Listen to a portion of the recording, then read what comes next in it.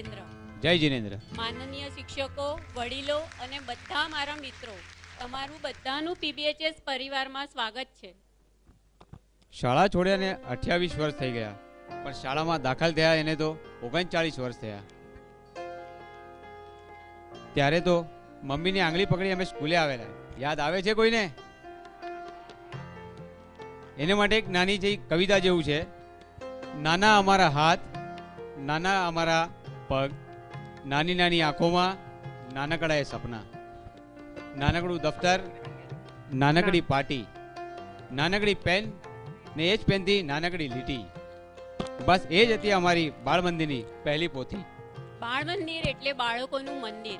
ત્યાં નાના બાળકોને, કુમળી વયના બાળકોને શાળાના વાતાવરણ સાથે એકરૂપ કરવાનું હોય છે.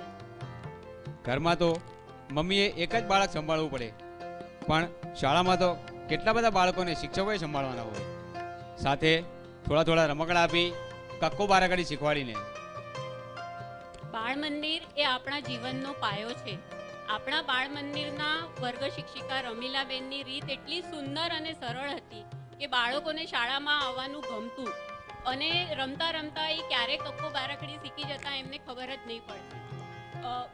આપણા રમીલાબેને આપણો પાયો એટલો મજબૂત બનાવ્યો છે કે આજે આપણે બધા જ આપણા જીવનના દરેક તબક્કામાં આવી રીતે અડીખમ ઊભા છીએ. તો આવો આપણે બધા સાથે મળી આપણે રમીલાબેનનું ઋણ ક્યારે ના ચૂકી શકીએ, એને માટે આપણે એમનું અભિવાદન તો જરૂરથી કરી શકીએ.